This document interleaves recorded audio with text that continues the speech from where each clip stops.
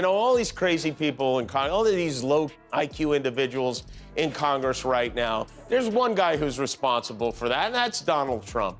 Well, that's nice. She thinks I have fans. I guess that's good. But now listen, not only don't I condone death or any kind of threats against anyone, especially since I get dozens of them a week myself, if she's going to report me to the police, if that's how she wants to play it, I'll report you right back. And I won't go to the police. I'll go to the Justice League. Kimmel would not last too long if he were interested in engaging in unprovoked, terrible violence against this congresswoman. What happens when a comedian makes a joke and a politician takes it as a threat? In this case, a police report, a viral feud, and Jimmy Kimmel calling Batman for backup. Today, we're unpacking how Marjorie Taylor Greene turned one quip into a national drama, and the absurd twist that made it impossible to tell where the politics ended and the sitcom began. Before we move on, I would like you to subscribe to the channel and like the video. And how can one late night joke travel all the way from a TV monologue to the files of the Capitol Police? That's what happened here. And it started with Jimmy Kimmel looking into the camera and saying, "Where is Will Smith when you need him?" He aimed the joke squarely at Marjorie Taylor Greene after one of her usual fiery political takes. It was a pop culture callback mixed with political jab, and Kimmel delivered it with the same smirk he uses when roasting celebrities. She tweets.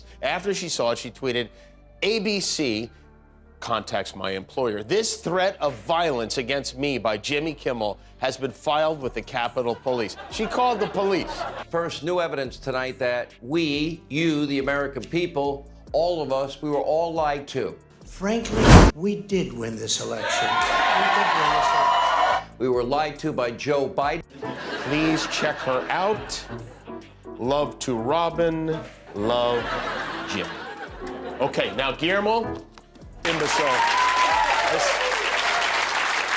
student body president gone bad. I wrote back, note. For his audience, it was just another punchline. For Greene, it apparently sounded like a call to violence. Instead of rolling her eyes and moving on, Greene took her outrage public. She tweeted that she had reported the threat of violence to the Capitol Police. Not just complained about it, reported it, like you would a suspicious person loitering near your car. Suddenly, the Will Smith joke wasn't just part of late night banter. It was being framed as a possible criminal matter. This wasn't just about hurt feelings. It was paperwork, case numbers, and official records all over a single gag. What makes it stranger is Greene's track record. This is someone who has pushed wild conspiracy claims, questioned mass tragedies, and lobbed some intense rhetoric at political opponents. She's comfortable talking about fighting in politics, sometimes quite literally. So watching her slam the panic button over a line from a comedian was jarring. It's like watching a wrestler get offended because their opponent trash-talked before a match. Online, the reaction split fast. Some of Greene's supporters said she was right to treat it seriously because words have consequences. Others saw it as pure theater, an over-the-top way to grab headlines. Screenshots of her tweet racked up thousands of comments in minutes, with one half calling Kimmel a bully and the other rolling their eyes at the idea of Capitol Police having to keep a file on Jimmy Kimmel, late-night host, suspected joke maker. And yes, it really did become a file. Anything reported to Capitol Police gets logged, which means somewhere in a government database there's now an entry created because someone used the Will Smith Oscar slap as a punchline. Imagine the poor officer trying to write that up without laughing. Subject made rhetorical remark referencing male actor Will Smith and hypothetical comedic slap toward Congresswoman Greene. This afternoon, she wrote, "You weren't joking. You hide your misogyny and your racism behind your jokes on ABC. This was a dog whistle to the violent left to assault me or worse." And you're misspelled "you're," of course. Hey, you know, all these crazy people in Congress, all of these low IQ individuals in Congress right now, there's one guy who's responsible for that, and that's Donald Trump. Knowing you, probably upside down. Ha ha. I'm writing about a woman who might be a supervillain. All we have is a birthday card, so I'm gonna go ahead and seal this up. I would like you to, you know who to bring this to, right? Yes. Yeah.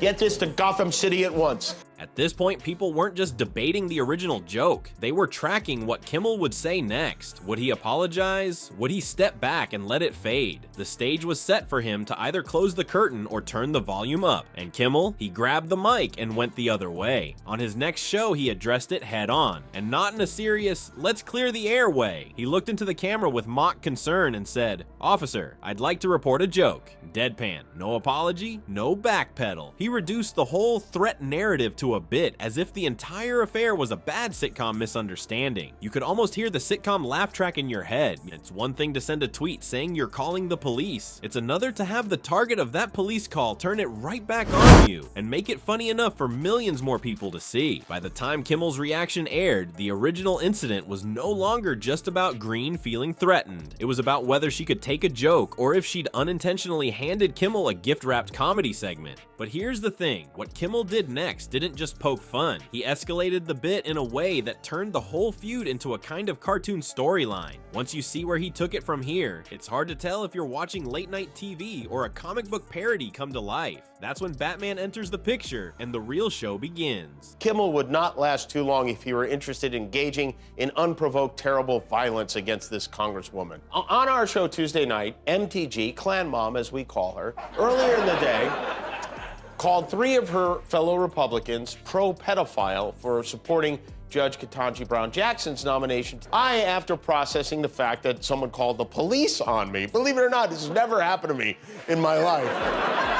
I tweeted back, I wrote, "Officer, I'd like to report a joke."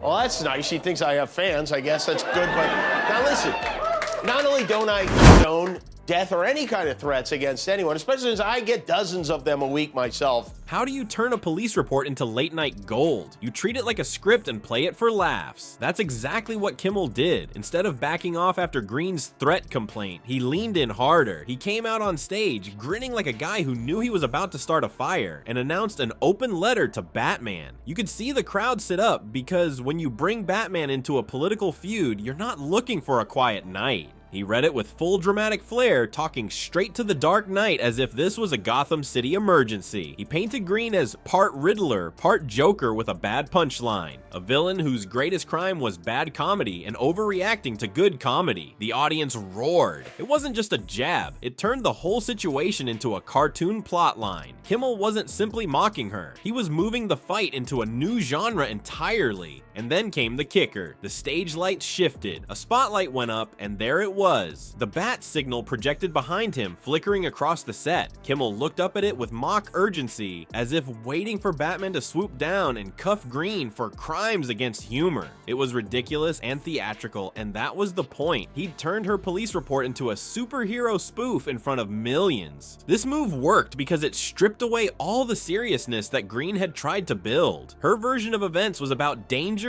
and threats. Would Marjorie Taylor Greene's husband make quick work of you, but Rep. MTG herself would make quick work of you wearing a mask? Well, Senator Cruz replied to this, that was not written to him, bizarre. 535 members of Congress can attend the State of the Union without wearing masks, still not good enough for Hollywood. Like the Riddler, she believes the world is full of coded messages. Like the Joker, she thinks she is funny. And like the Penguin, she is 5'3". Space laser set to gazpacho, in case. And by the way, it wasn't just Marjorie who's all fired up. I got mean tweets from Diamond and Silk. Kimmel's version, Saturday morning cartoon logic. It made her reaction look like self-parody without even needing to say it. The more serious she tried to be, the sillier it looked next to a man asking Batman for help. The best part was that this wasn't even Kimmel's standard style of taking a shot and moving on. He let it linger. Every pause between lines gave the audience more time to laugh at the absurdity. You could hear it ripple. People were enjoying the story as much as the punchlines. What had started as an awkward political dust-up was now being acted out like a comic book roast. He didn't stop with Batman either. As the bit went on, you could tell he was laying the groundwork to widen the field. He hinted that others were stepping into the ring. Subtle name drops, references to sidekicks who might also want a piece of the action. Anyone paying attention knew he was pointing toward other political figures ready to defend Green or take their own swings. This is why the segment went far beyond just his usual fans. Clips of the Batman letter and the bat signal moment started popping up on Twitter, TikTok, and Instagram almost immediately. People who don't usually watch late night were sharing the gag because it delivered a perfect visual for how overblown the police call seemed. You didn't even need to know the full backstory. Seeing a comedian ask Batman to stop a congresswoman pretty much told you everything about the tone. And while the joke was playful, the power shift underneath it was hard to miss. When someone tries to make themselves the victim, they hold the spotlight for a while. But when the other side takes that same moment and turns it into a laugh on their terms, the control flips. Green had tried to frame the scene as one where she was under attack. Now millions were seeing her as a costumed villain straight out of a Saturday night sketch. What makes it even more interesting is that this wasn't happening in a vacuum. Politics right now is as much about entertainment value as it is about legislation. Kimmel knew that, and he played directly into it. By taking her case file and making it a bit, he kept the story in the cultural bloodstream, but on his terms. And as that bat signal faded from the screen, the feeling was that this wasn't over. Other politicians were already smelling the opportunity to join in, whether to take their own shots or to defend Green. That's when this stopped being just a late night feud and started feeding into the wider political meme machine, ready to grind it into the next viral moment. This woman, you may remember, she is the one who endorsed fringe conspiracy theories and repeatedly indicated support for executing prominent Democratic politicians. Now she's dialing 911 because she got made fun of. Dear Batman. How's it hanging? Note to Jimmy Kimmel, not only would Marjorie Taylor Greene's husband make quick work of you, but Rep. MTG herself would make quick work of you. Kimmel would not last too long if he were interested in engaging in unprovoked, terrible violence against this congresswoman. Okay, what are you suggesting, another threesome? I don't know, but... At some point you have to ask, are we still talking about Jimmy Kimmel's joke, or are we just watching Marjorie Taylor Greene keep herself in the headlines? Because what started as a one-liner on late night TV turned into a group project for politicians who can't resist a public spat. Suddenly, people who weren't even in the room for the original joke wanted a piece of the action. If she's gonna report me to the police, if that's how she wants to play it, I'll report you right back, and I won't go to the police. I'll go to the Justice League. To Rep. Matt Gaetz, stay indoors, it's Girl Scout cookie season. Obama, amnesty. Amnesty, Obama, amnesty. What kind of president needs a note card to answer a basic and predictable question? Church, because you know I'm a big fan, and even the then molester Florida Congressman Matt Gaetz weighed in on this. He wrote, note to Jimmy Kimmel, not only that, believe it or not, all that is maybe only the second dumbest Hollywood versus Washington. Matt Gaetz was one of the first to jump in. He wasn't subtle either. He went on record saying he'd be happy to kick his rear end if he ever saw Kimmel. Not metaphorically, not just political rhetoric, straight up playground threat. The kind of thing you imagine two kids yelling before a schoolyard fight, but this time it's coming out of a guy with congressional voting power. Kimmel's reply was to offer to meet during Girl Scout cookie season, apparently because if he's gonna get into a brawl with a Republican congressman, he might as well raise money for a good cause at the same time. The back and forth didn't just stay in the moment either. Greene kept feeding the fire through her own media moves, especially when she was promoting her book, simply titled MTG. It got mocked instantly, not because she wrote a book, because the content was a buffet of wild claims and questionable facts that seemed designed to become memes. She has a habit of serving up lines that work both as self-serious political statements and perfect setups for late-night punchlines. That's why her reaction to Kimmel wasn't just about him, it was about protecting a brand built on being loud, controversial, and impossible to ignore. Then there's the whole Jasmine Crockett situation. Different context, same style of viral drama. Greene insulted Crockett by calling her bleach blonde, bad-built, butch body in the middle of an actual congressional hearing. Crockett didn't just sit there, she fired back instantly, and the clip went flying around social media like it was a TikTok dance challenge. The memes practically built themselves. Side-by-side photos, remixes, captions. It became another moment where a supposed bit of official business turned into internet entertainment within hours. Commentators even have a term for it now: grievance theater. The idea is simple. Take something small, inflate it into a personal attack, and perform your outrage loud enough for cameras to catch it. Doesn't matter if it's a comedian's joke or a snarky remark from a colleague. If you can turn it into a feud, you'll get airtime. That airtime can mean donations, book sales, podcast podcast invites, you name it. And when you look at Green blasting Kimmel while selling books and launching new insults in other settings, it becomes obvious that this isn't just reactive, it's a plan. This wasn't just a joke blowing up, it's the perfect example of how outrage and comedy now work as a tag team for attention.